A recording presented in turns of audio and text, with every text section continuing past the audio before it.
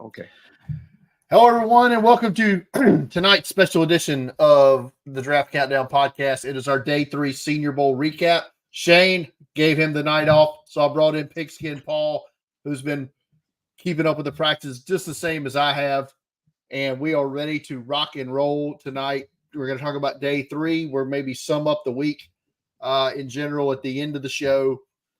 But Paul, I tweeted it out during the day. It led my piece that dropped a couple of hours ago over at draftcountdown.com. We got some MIAs today, and I don't think all of them were injury related. Matter of fact, I'm going to say the bulk of them were not. Some of them are kind of, maybe they are, and I don't know, because there's a couple of head scratchers if they're not. But we'll lead here. Latu, the edge rusher from UCLA, maybe the top rated player in this game, was at practice today, but was in street clothes. Right. Unknown reason why he's out. Talisay Fuaga, offensive tackle, Oregon State, was in full uniform at practice, but just didn't participate. Yep. Same goes for Toledo cornerback Quinyon Mitchell, fully dressed, didn't participate. Braden McGregor, the Michigan edge rusher, he was at practice in street clothes. Don't know what his deal is. Mike Hall, defensive lineman, Ohio State, wasn't there. Jackson Powers Johnson, pretty much the star of the week so far, I would say. The interior offensive lineman from Oregon, not at practice today. Roman Wilson, the wide receiver from Michigan, another big star in practice this week. He bailed. Johnny Dixon, cornerback from Penn State, he got banged up at the Wednesday practice. I didn't see that until I watched the NFL Network coverage this afternoon from yesterday. Ricky Pearsall, wide receiver from Florida, been a big star this week in practice. He bailed. Bo Braid, safety from Maryland, was not at practice today. I'm going to say he had to have gotten nicked up because I don't know why him and or Malik Mustafa, the safety from Wake Forest, would sit out on their laurels if they weren't injured in some way. Because they definitely aren't top 100 guys right now. No great loss there with those two. Trevor Keegan, the interior offensive lineman from Michigan, he missed Wednesday and Thursday's practice with back spasms that he got during the Tuesday practice. Brennan Jackson never even got to do any drills on Tuesday. He got his ankle rolled on doing something before they got going. He was in a boot the rest of the week, but he was at practice all 3 days and was at the media event. So good on him for sticking around for that. Javon Baker, the wide receiver from UCF, he had a hamstring injury today in practice. Jacob Cowing, the wide receiver from Arizona, I don't know what happened, but I'm going to call it a lower leg injury because he was favoring something. They brought the card out for him today. So I don't know what happened there. Hopefully nothing too serious. We'll find out later. But a serious injury did occur at practice yesterday with Rasheen Ali, the running back from Marshall, who had a great first day. Tore his biceps in practice on Wednesday. He's going to need surgery, going to miss 6 months. He's not getting drafted now. Yeah. Brian, I do know, and I don't remember exactly what, Powers Johnson was hurt. It was a lower leg injury of some kind yesterday. Okay. And he toughed it through the practice, but I think okay. So he was hurt in some way, shape, or form. So that's fine. That's acceptable. I mean, like I said, there could be little nick injuries here that these other players saying they're just it's not being put out there. But let's get to that national team practice today. I watched the offensive defensive line. This was the first day I solely focused on these guys. And I got to tell you, there's a couple of guys I didn't really have my eyes on before the week, but I'm going to go back and watch heavily now. And that's a couple of interior offensive linemen. Florida's Kingsley Egwakun and Dominic Pooney from Kansas. I think they both had good weeks all week, but they were especially good today. Yeah, and I think it was doubly important for Pooney because he was primarily a tackle at Kansas after transferring up from FCS or with even a lower Division II, I think it was, school. And yet he was projected that he probably didn't have the footwork and the mobility, and I agree, to play tackle. So I seem to remember some talk that he was going to spend more time interior than on the edges. And Yeah, I thought he looked good. You're right. He took up a lot of space. He moved a little bit, and you know, he's a big man. he did do he did have some reps this week at tackle as well, but I think most of his star reps were at guard. Speaking of another guy who I think he's also going to be a day 3 pick, and it's going to be a value pick there because he can back up. This guy, he's repped at all 5 offensive line positions this week. Isaiah Adams from Illinois. Yep. That kind of versatility, man, that gets you on a roster. Either he and or his agent were very smart when they talked before he came here. And it must have come up that, hey, if they'll let you, try to just tell him you'll play anywhere. Play and anywhere. do it. Yeah, and he did quite well overall. He's got a little bit of athleticism, and he's a big guy. A guy who needed a good week this week and bounced back after that performance in the national championship game was Washington's Roger Rosengarten, but he's done a good job this week. Yes, I agree. I wrote him up in my report for today as kind of saving his prospect title heading out of this game the way he's held his own this week and stoned a few people and played hard. Another guy where versatility is king, repped at every spot today except center. Utah's Sataoa Lamea, another versatile guy. I actually thought he did really well at tackle, even though I think he's a guard probably at the next level. But I thought he did really well at tackle today. Yeah, I think he will start out as a guard in the NFL, but eventually they're going to, if he shows to be what we think he is, eventually his team is going to say, "Oh, so and so is retiring. Let's open training camp with him out at tackle right now, and let's see what happens." Right. Maybe 3 years down the road. A guy who has done absolutely nothing for me this week, and I've talked about him a couple of times this week. It's Tyler Davis from Clemson. This guy is just been a big nothing burger all week long. I agree, and I'm not surprised at that. I expected nothing from him, and I don't think he or his agent expected anything spectacular. I mean, what was he? He was 6 years at Clemson. Yeah. And he doesn't have it's a bad combination when you don't have either the athleticism or the size to really fit in the NFL. And that's him, in my opinion. Yeah. One trick pony, I think I've noticed this week, and I have to go back to the tape and see if he had any counter moves at all, or is he just a bend around the edge guy and just and flatten to the quarterback? Does he have any other moves? Adiza Isaac from Penn State. That's the only trick he had in his bag all week. I have felt for a long time, because one of my favorite, I'm originally from New England, and the only really big time football program we had in the 60s when I was a teenager and blah, blah, blah, was Syracuse and Penn State were the only really Division I big time football schools. So I've always kind of followed Penn State. I was a big Joe Paterno fan. That debacle with the Sandusky pedophile stuff was just a disaster, and it was handled poorly by everyone. But anyway, I still kind of watch Penn State. And James Franklin and his staff do a wonderful job recruiting. And it ends there.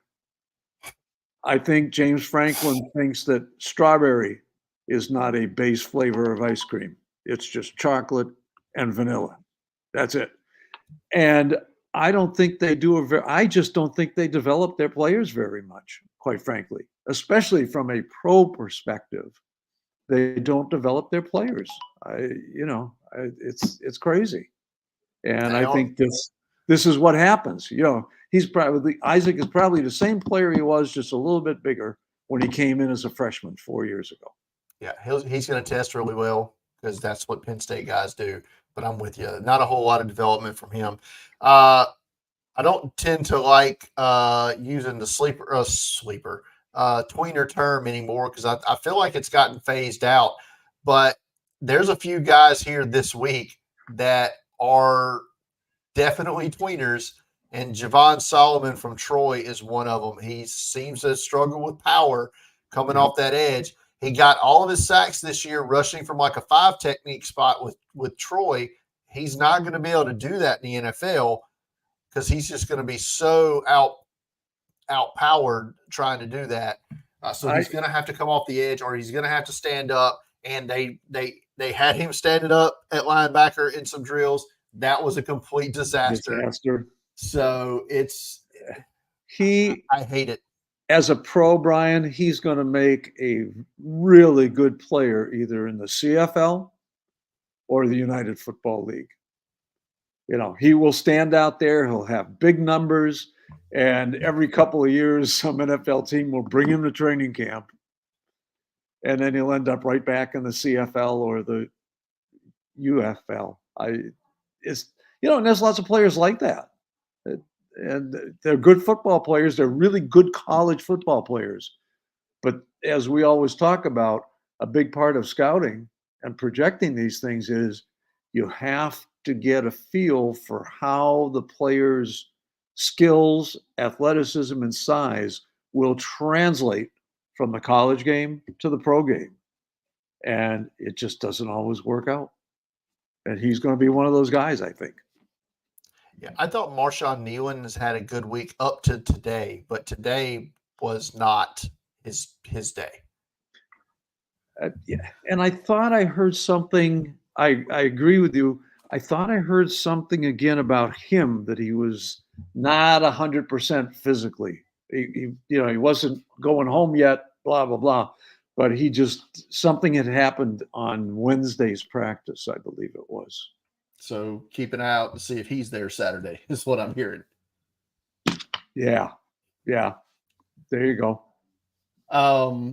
Couple other notes I had. That was all I had from the offensive defensive line. Do you have any other offensive defensive line notes from today? Let me check here. I think I had a few. Oh, I was going to say, yes, a couple. I thought Christian Jones was one of the best. He's on the American team. We'll get to him in a second. Oh, I'm sorry. Okay. Right. Okay. So let me turn the page and go to my national team. There you go. Notes. No, you know what? No, I thought the one-on-ones for them were pretty blasé today. Yeah. In fact, I think I agreed with something I heard you say the other day that you and Shane agreed that the practices between the national team versus the American team were like day and night. Yeah. And I liken it to the year that the Browns came. Yes. And that was an absolute disaster. I think that was right when Phil Savage took over the game.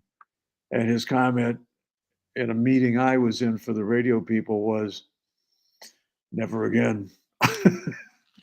Never again. We'll talk about that in just a second. We'll get to the American team. But a couple other notes I had today. Dylan Lobby, New Hampshire running back. He's gotten a lot of hype this week. And well-deserved. He's been very good this week. I think for my money, the most consistent running back day in, day out has been Marshawn Lloyd from Southern Cal on the national roster. Yeah, probably so. I honestly, and this goes back to something you told me several years ago, and that is, it has always been a struggle for Lynch to stay on the field. Yes. It's been, kind of like when Debo was at South Carolina. Same thing there. He was great when he played, and then a lot of soft tissue stuff. Yeah, 2 games missed here, 3 games there. I think Labe has to end up with the right team. And if he does, doing return work and primarily a third down running back because he's such a darn good receiver, he could be in a running back room in the NFL for 6-7 years. And you know what running back looked like a polished route runner out there this week? Sione Vaki, the safety from Utah. I know you were beaming when you saw him out there in the slot and then running the arrow route and all that this week. I know you were right. You know how I feel. I don't remember which Pac-12 game it was that I watched. Utah. I think it was Utah and Oregon. Maybe. He had 100 and he went over 100 plus rushing against somebody this year. Oh, that was the bowl game, I think. I think that was their bowl game. That kid can do anything. I'm convinced of it. He looked pretty good today in the red zone safety work that he did. And I've seen him, I think he averaged over 7 yards a carry in his limited carries at Utah last year as a running back. And then he's playing a slot. I think somebody is going to latch onto that kid, and the problem is going to be, will they be able to find the spot where he can be a high-level NFL player, or will he last 3 or 4 years and be a jack of all trades and help him save a roster spot? My money's on Sean Payton and the Broncos. That would be a good place for him. Yeah, that would be a very good place for him, I think. After the first day, the quarterbacks looked a little bit better today than they did yesterday. Michael Penix, I thought, made some really nice throws. I thought Sam Hartman made a couple of nice plays down in the red zone. Bo Nix was just kind of there. I thought he had some good – it depended on which part of the practice. When they got into the red zone drills, Nix did fine. He had some nice throws. He threw the ball away a couple of times because people were covered. But I didn't see anything from any of these 3 guys that impressed me this week, even these 3 quarterbacks from this team. I think that all it did was reinforce to me that once you get, I think Penix and Nix will have a chance to be drafted late in the first round for a team that's really needy. Once you get past those 5 guys, anybody else that was here may not get drafted at all, or it'll be a third day. I didn't see much all week. One good throw, and then the next one. Until we'll talk about when we get to the next unit here. Yeah. Any other notes on the national team roster before we move on over to the American team today? Yes, one more thing. We all know that tight end is, for as good as the tight end group of prospects was last year, they're that bad this year. But I will say this because I kind of like this guy starting 2 years ago. And I'll get back to the Penn State coaching staff. Sometimes I don't understand what they do. I thought Theo Johnson had a lot of good reps this week. He caught the ball well. He's a big guy who will and can block.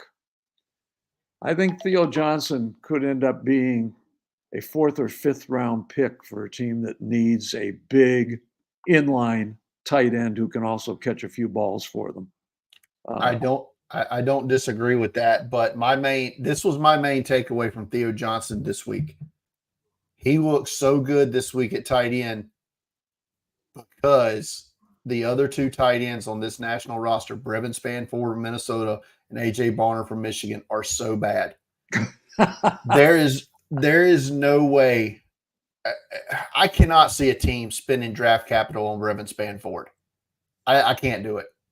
I don't see how you could justify that. If you need a third tight end who can block, sure, give me AJ Barner, right? I'm not asking him to do jack squat in the receiving game. He's slightly worse. Drew Sample is what he is now. Drew Sample was a second-round pick. Never should have been. We all know this. Should have been a fifth-round pick.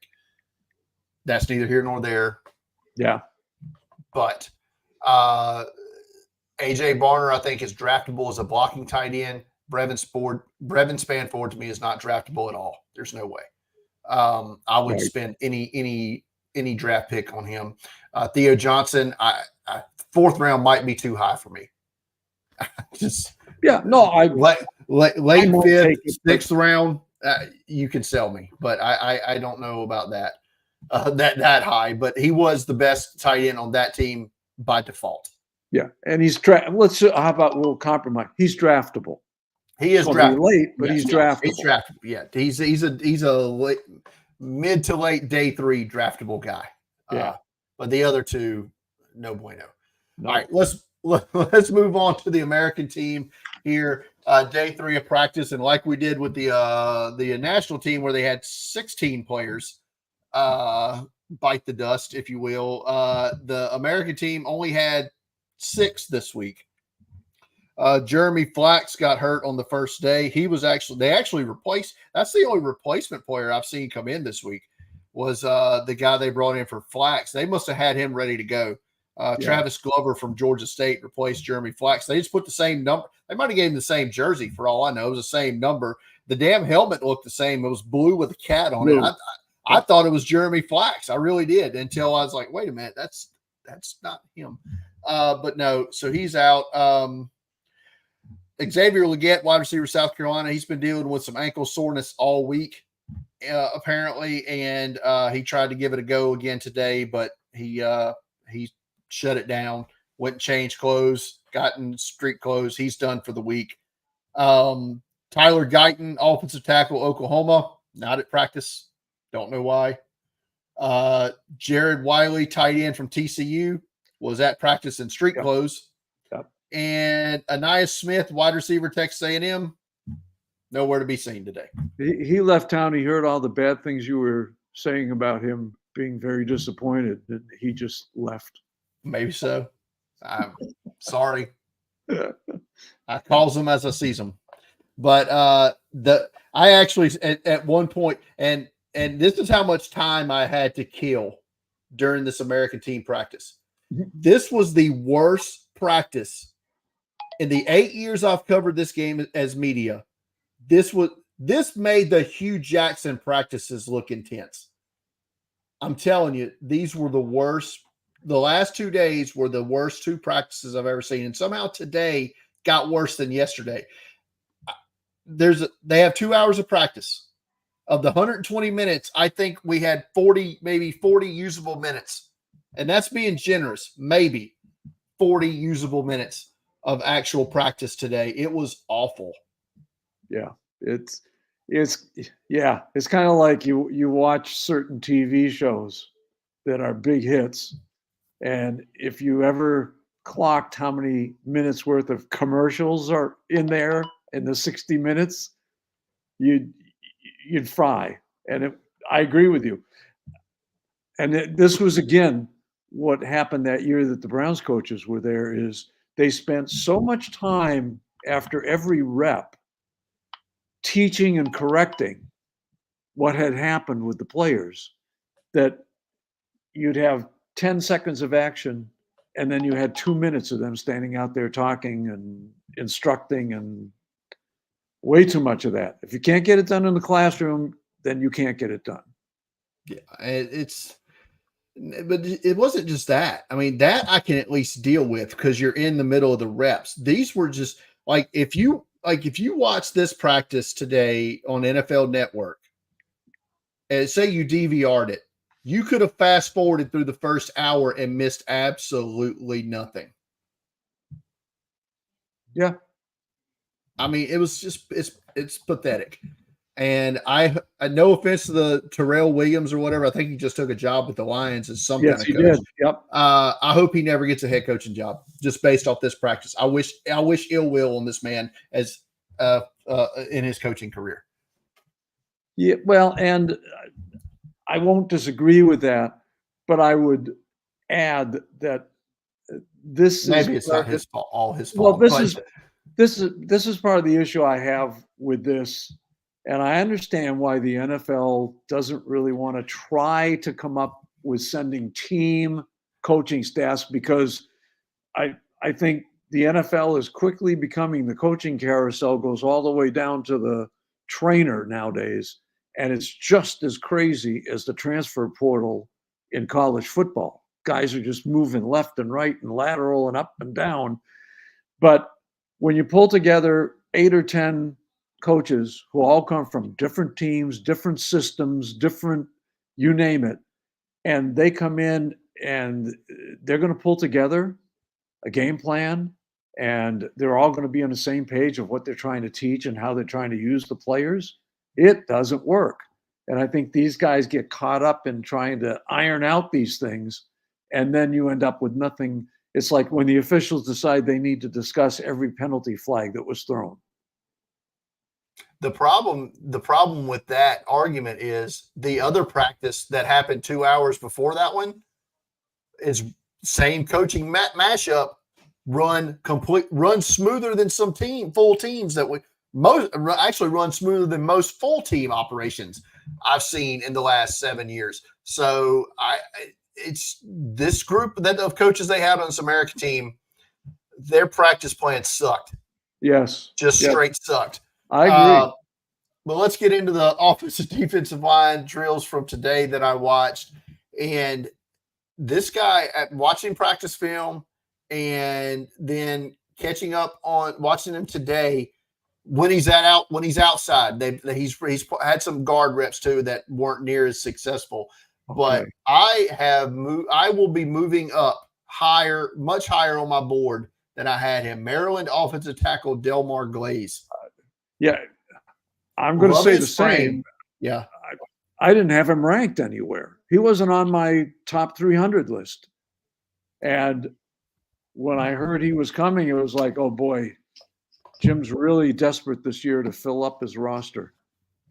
You're right.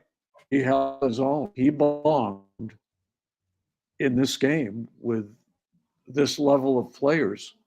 And I think an awful lot of NFL scouts are going to be hitting the tape to watch some more of the Maryland games to see him in action.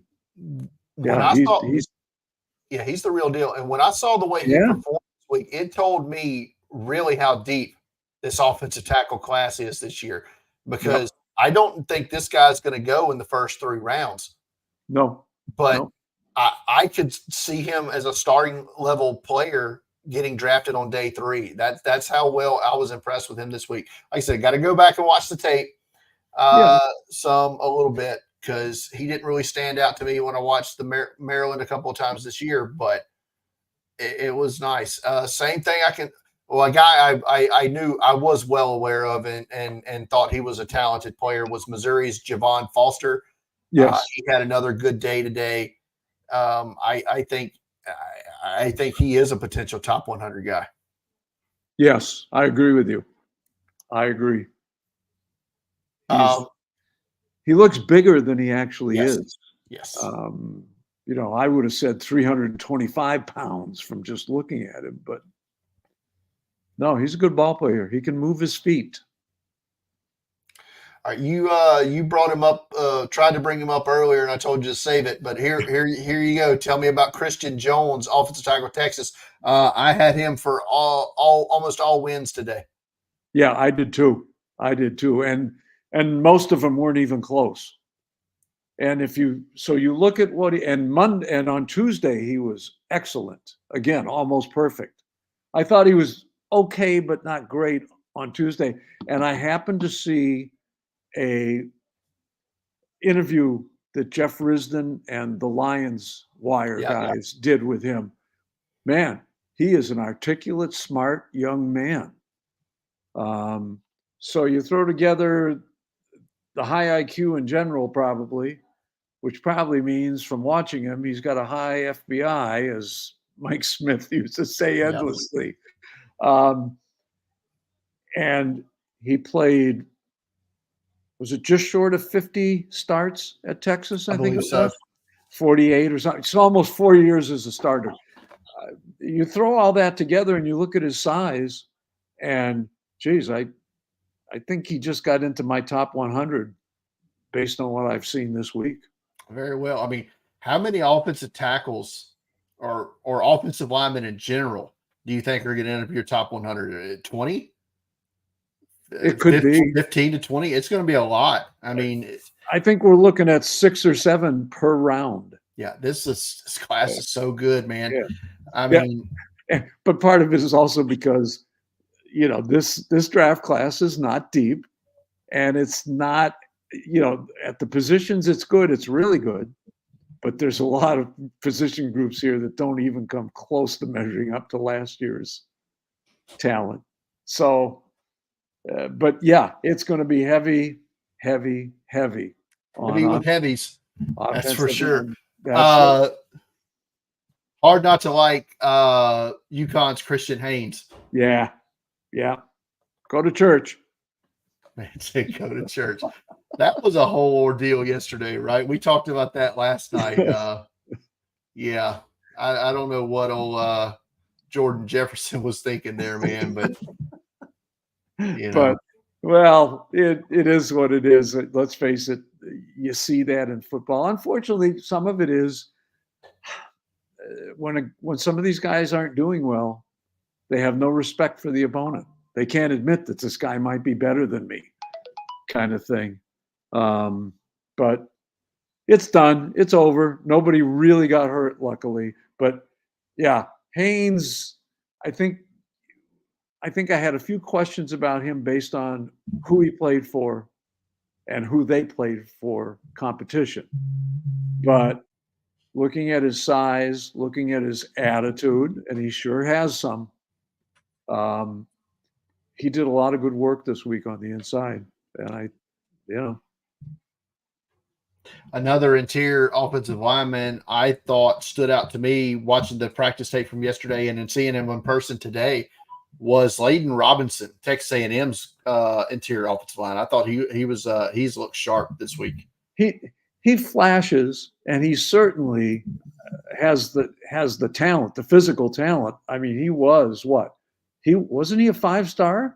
I have no idea. I don't keep up with all that stuff. Yeah, and I don't follow closely, but I know darn well that he was considered a recruiting victory when Texas A&M got him, and he started a lot of games for them, and he played under to me a horrible coaching situation at Texas A&M. So we might. He, like a lot of guys in this game, and I plead guilty to putting it way too often in the articles I've done this week. Combine's going to be a big deal. Combine's going to be a big deal for a lot of these guys. It's going to make or break people when we get those numbers plugged in. And I love the Senior Bowl. I do. I love the All-Star games, and tape is so important. These games are important. People like to say the combine, oh, they're just working as no. It's a freaking huge deal, people. It just is. And whether you like it or not, it is. And you're right. Some of these guys, man, between the medicals and the workouts, the combine this year might be one of the more important ones we've seen in recent memory, especially when it comes to like the medical portion on a lot of these guys that we think are first round guys. Yeah. Let's flip it over to the defensive line here. And big first 2 days to the point where the first round hype started humming and hawing. We'll slow it down a little bit today, but Darius Robinson from Missouri, we have him as a defensive lineman for about another week. We're moving him to edge after this week. But Darius Robinson from Missouri, what are your thoughts on him this week? Yeah, he absolutely helped himself a lot here. I look at him and I think to myself, well, if everything goes right for him and he plays with intensity, um, he's definitely a top 100 player on my book now. And he was Yeah. probably not. He was probably at 110 or so. And now he's in there. I don't think I'm going to put him in round one, other than maybe tomorrow night, just to keep things interesting. Um, inside jokes, folk. Uh, but he's got he's obviously got the athleticism, he's got the size, and you can see it like Wednesday when he really turns it on and feels like playing. It's monster. But there's another guy like that has been a good pro, but we thought he'd be great. That kid named Clowney from South Carolina. He stood out, he flashed as a freshman, and all of a sudden he was a legend. But the guy never had a motor. Yeah, but Robinson doesn't have the explosion that Clowney had. Not many people on earth had the explosion that Clowney had. He's just, I don't know. But I did see a lot of comps coming out this week to Keon White last year. Oh, okay. Just purely based on size profile. Okay. Yeah, and maybe personality too. Keon White is a different guy. He's never going to be a locker room leader. But let's forget about him for now. A guy that I liked who didn't shine. He didn't make me want to put him in my top 100 at this stage. But boy, I think he's got a ceiling if he goes to the right place in their patient. Jalix Hunt. There's something there. I don't know what it is, but there's something there. Well, he's got the speed, he's got the quickness, he's got the long, 34 and a quarter inch arms, and he can bend, as I like to say, he's bendy. And he has just, like I thought today in the one-on-ones, he really stood out. He was beating people. Yeah. He weighed in at 250, but his frame looks like it could take more. Oh yeah. Because he looks skinny almost. Yes, he looks like he's 225, 230, but he weighed in at 250. I feel like he can probably add another 15 pounds, bulk up a little bit, and handle that edge a little bit more. But no, I'm with you. There's something there. I can't go full, first 3 rounds on Jalix Hunt, but I think there's something there that a team's going to like and try to develop. Yep. If you've got a good coaching staff, and the NFL has some, and they have some that are not that style. If you can find him a couple of roles on special teams and get him buffed up to just bring in on 3rd and long and rush the passer, you could get away with that for 2-3 years and try to make an all-around player out of him. And if you take him in the 4th or 5th round, you're not going to cry too much if you have to cut him after 3 seasons. High ceiling. What do you think T'Vondre Sweat weighed for him not to weigh in? Well, I'll go with Daniel Jeremiah, who said 374. I will be honest. I mean, I wish he would have weighed just because everybody else does, but I don't care. That guy can play on my team. He's strong. He's got some quicks. That's why that's why I think if some team could get him and get him into a good diet system, I'll bet you he eats a lot of junk food, and get him into a conditioning program and just bring him down to 330. He could be NFL dominant. Yeah. I mean, I don't think there's a doubt in my mind, and you tell me if you think otherwise. He is easily the best pure nose in this class. Probably he's even at his current condition, and clearly he's not in great shape. if he goes to a team that still does a lot of running at the beginning of training camp, it's going to be September and he's still trying to get qualified to get on the roster. But if you need a clog for the middle of your defensive line, and say you're a team like the Packers where they don't value highly defensive linemen, they get a certain type and they just plug them in there, and you count on the linebackers to catch anything that comes through the wash. You get a team that doesn't ask much. He surely is going to just eat them up in the run game, and then you take them out on third down. I tell you, the Bengals need either an immediate or eventual replacement for DJ Reader. Yep. And Sweat would fit that role. He fits the bill. For sure. Put Reader's uniform on him and you'd think it was him. Speaking of another guy, I don't know if he's nose tackleable. No, he's definitely not. He might not even be defensive tackleable. But Marcus Harris from Auburn, I thought's had a good week. He has. But he's going to be kind of that tweener. Yep. But then again, a lot of teams, like I was not terribly impressed last year with Brooks from the MAC. Carl Brooks. Yeah. Okay. And yet the Packers, again, who just want guys to take up space, they're not counting on him for much more than that. He was a valuable rookie addition to that Packers roster because the role was small enough that he could take care of business and get the job done. I think that's the kind of scenario you're talking about with some of these players like that. You don't want to put them on a team where they don't ever blitz. Yeah. Because, that's another subject for another podcast, but man, did the Packers knock it out of the park with last year's draft or what? Well, yeah. And you know what? I think what really helped them was, and we talk about this a lot. Was the 2023 Reese's Senior Bowl?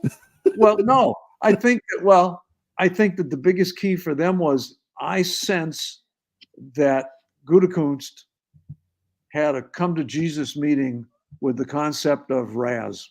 Yep. Okay. He drafted just like the Colts have drafted and a few other teams.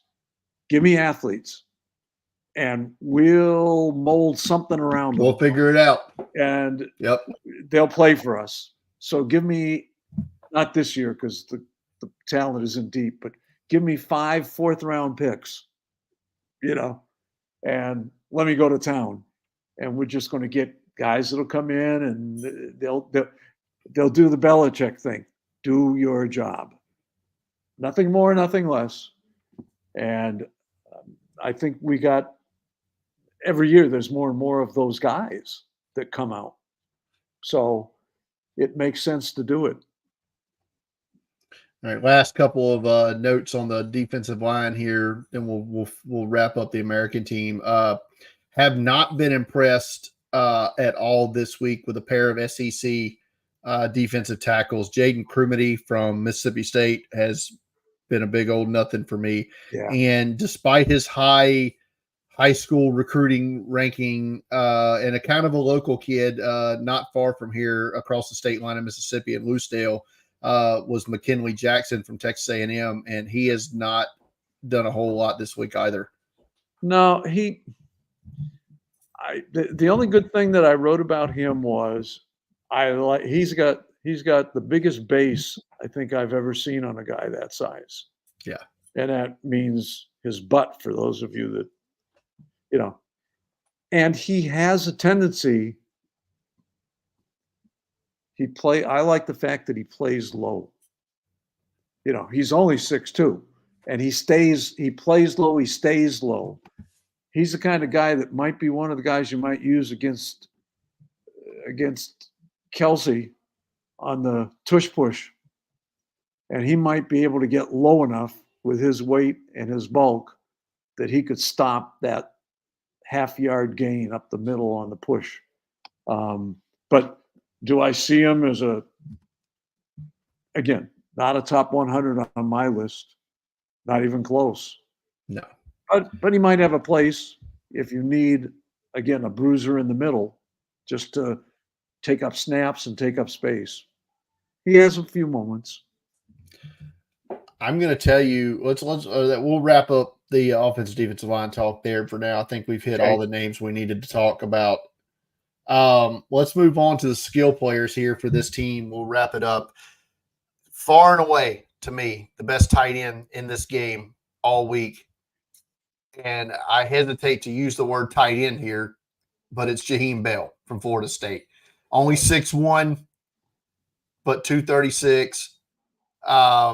He's an H-back all day, but a good offensive coordinator is going to make him a weapon, dangerous weapon at the NFL level. Yeah, I see him as the H-back, the move tight end, whatever you want to call it. Not an inline guy, certainly, and not really a fullback either, but he's willing to block from what I have seen. And he absolutely, yeah, if he was, I don't know what, 1/10 of a second faster running the 40 and, weighed 10 less pounds to get there, he could pass for a semi-wide receiver with the way he catches. But I'll tell you what, I'll go the opposite direction on this. I think on this squad, when it comes to tight end, another guy that I think would fill multiple roles, Ben Sinnott from Kansas State. He blocks very well, so he could play inline tight end and short yardage and goal line and things like that. He is also flexible enough that I think he could fill some move tight end and some H-back roles for a team that doesn't have a fullback, and they find themselves again first and goal at the 7-yard line, and they want to run a couple of plays, but they can't. They really can't because they don't have a lead blocker. I think he could do that, and I've seen him. He can catch.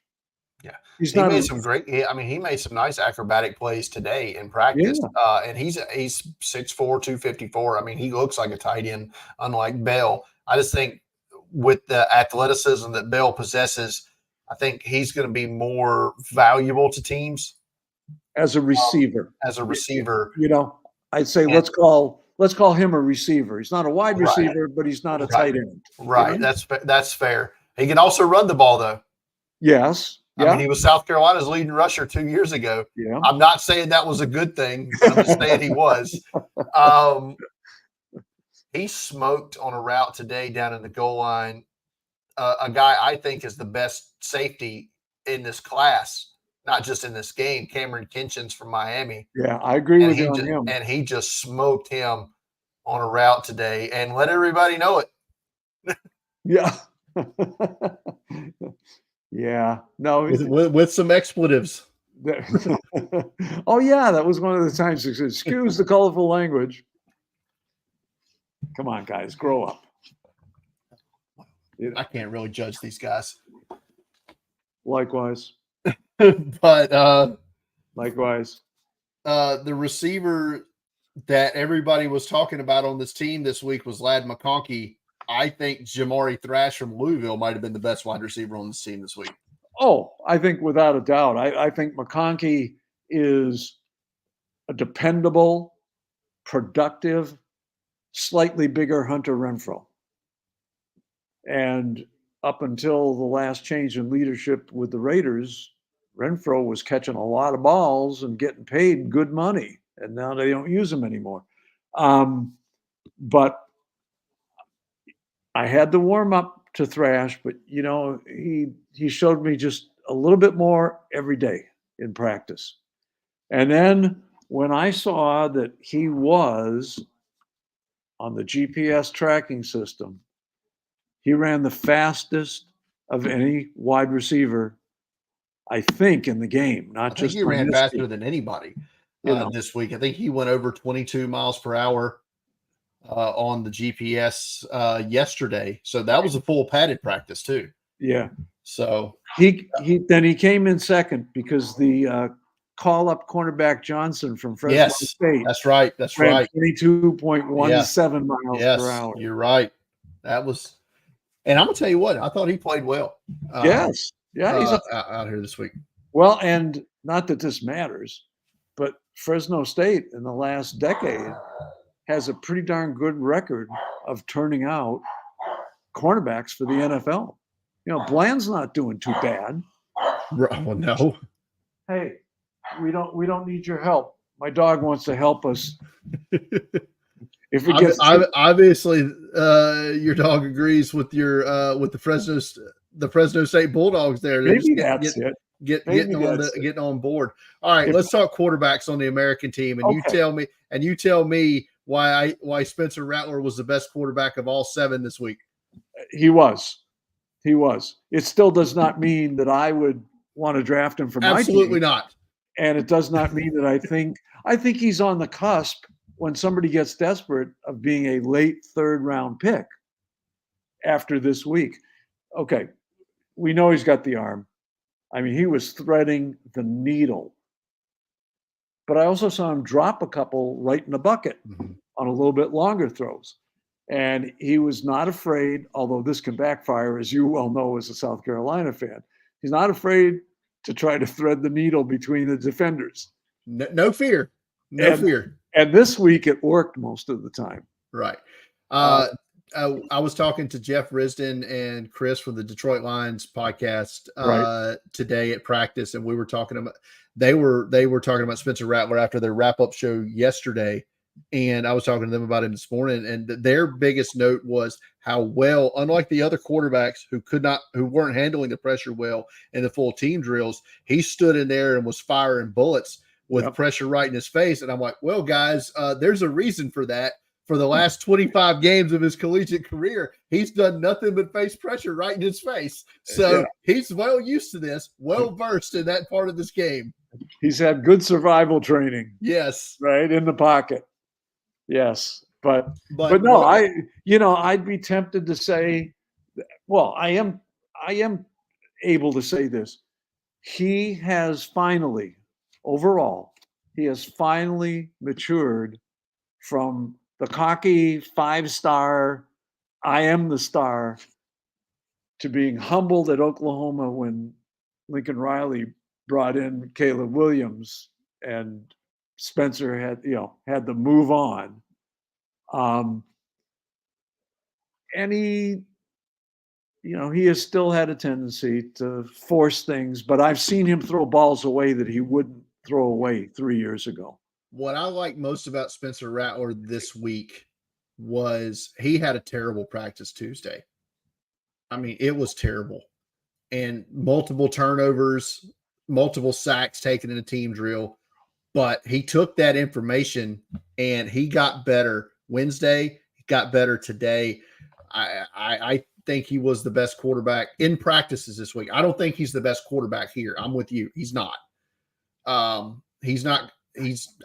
I'm not going to have him rated higher than Nix or Penix. Right. Is he better than Michael Pratt? Higher rated than Michael Pratt on my board? I think so. Oh yeah. He'll definitely be higher rated than Joe Milton or Carter Bradley. And Sam Hartman. Yeah. But I thought he's had a good week. And it's funny you talk about his maturity. Me and Nino had a chance to interview him at the media night last night for the CFP Nation, our Garnet Roost podcast. And he I asked him, what has he learned from his time being on that QB1 show on Netflix, where he was the cocky, arrogant 17-year-old kid, to being humbled at Oklahoma, and now, having to deal with the adversity he's had to deal with at South Carolina. And he said it has made him a better man and a better person. He's grown so much. And like I said, the players at South Carolina, they will kill for that guy. They love him. They love Spencer Rattler, and he's a consummate teammate. He talked well of the quarterback that I think is going to replace him next year. Talked about, how great he thought he was going to be and what he tried to teach him. And it's I think it's a testament to him. I think he's going to end up being like in the third round comp pick section there towards the, pick 90 to 101 or whatever it is. I think he's going to go in that range He could. and push to be and maybe get a start at some point in 2024. It could be, if it depends on the team, depends on injuries. Team, and I would say if somebody decides they're going to push him, we're in trouble here. Yes, I agree. He is going to have to sit and learn and develop a little bit more. Mm-hmm. And then you bring him in a few emergencies or a few throwaway games or whatever. But no, he's always had the arm. And I think he's not a great scrambler, but I think he's better moving around in the pocket and escaping a little bit than he was 3 years ago. He got caught a lot in that pocket. I think his awareness has improved and his athletic response time to say, giddy up, I'm out of here. Yep, I agree. So let's wrap up the week of practice as a whole. What are your thoughts on the 2024 Senior Bowl practices here?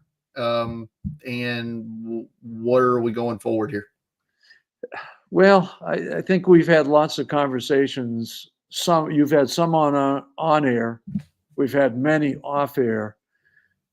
The world of professional football in this country is not just professional, college, although that's pretty professional nowadays. A lot of things are in flux, and I think the status and the future of all-star games are in flux. When you get the number of guys who won't commit and come at all to the top all-star game because they don't think it's going to help them at all, and they don't want to get injured, and the agent doesn't want them there.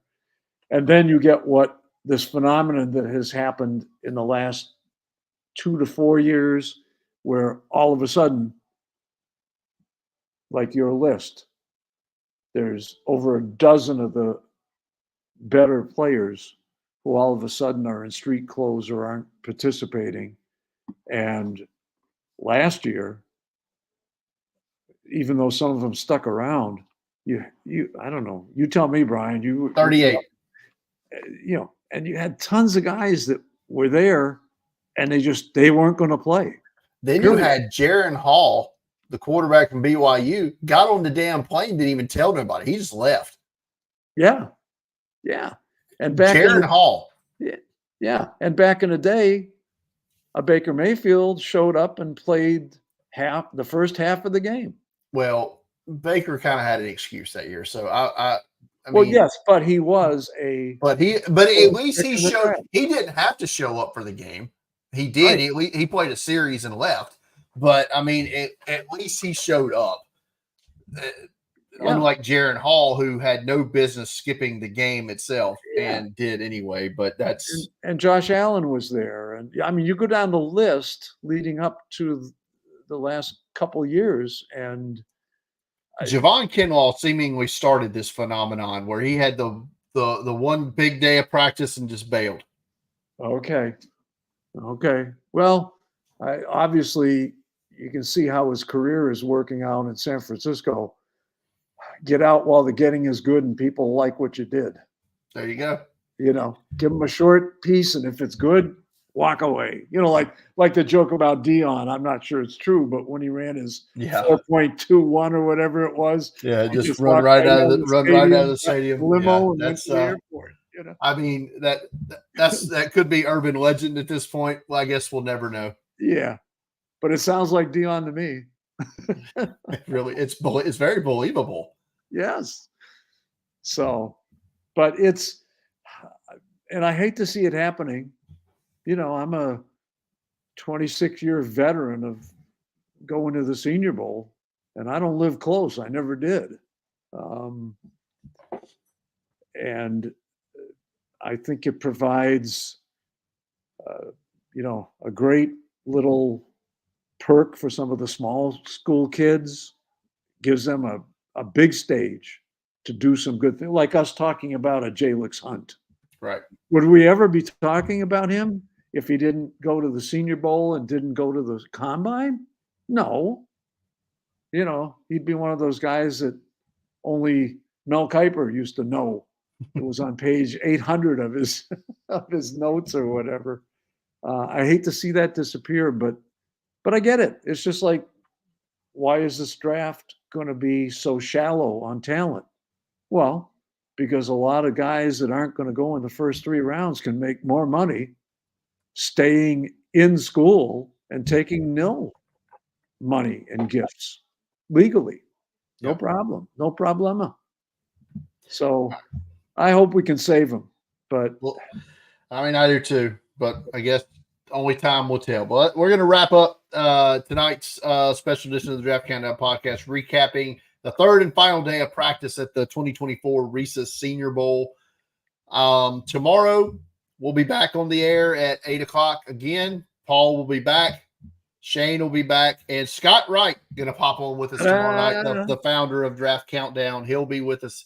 And we're going to have our annual Grapeco draft podcast / party that you guys kind of started before I ever met you guys, where y'all, yeah, couple of years, where our northern friends discovered the beautiful sugary purple drink bottled by Buffalo Rock that is just delicious. And but we've kind of made it our own thing these last few years, where we make all sorts of game predictions and Senior Bowl predictions for the upcoming draft, where we, guess how many first rounders, how many top 100 players, who's going to win the game MVP, what's going to be the final score of the game. We have a lot of fun with it.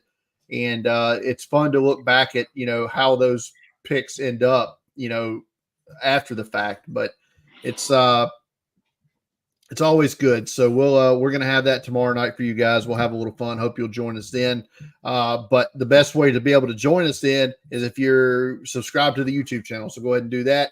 Hit the notification bell so you get notified when we go live with each and every podcast, which has been a lot this week. And we've gone on at random times.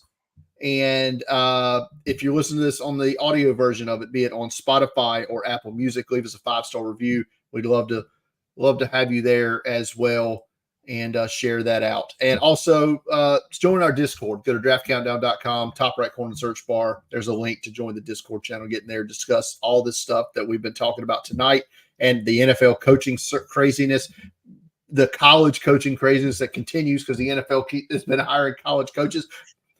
Jeff Hafley, Boston College, now with your Packers, Paul, as the DC. Yeah. Rumors. I don't think I've ever seen that before. Rumors swirling that UCLA might be looking for a new coach because Chip Kelly might be taking an OC job in the NFL with the Commanders under Dan Quinn. So we might have 2 more college head coaching jobs coming wide open. These guys are tired of dealing with this stuff, man. And I get it. But again, that's another story for another. We got to wrap this up. So follow me on Twitter at Deep Fried Draft. Follow Paul on Twitter at Pigskin Paul. Maybe he'll block you. Maybe he won't. We'll see. Follow Shane on Twitter at Shane P. Howell. Follow Draft Countdown on Twitter at Draft Countdown. And go to draftcountdown.com for all of your NFL draft needs. For Paul, I'm Brian. Good night, everybody.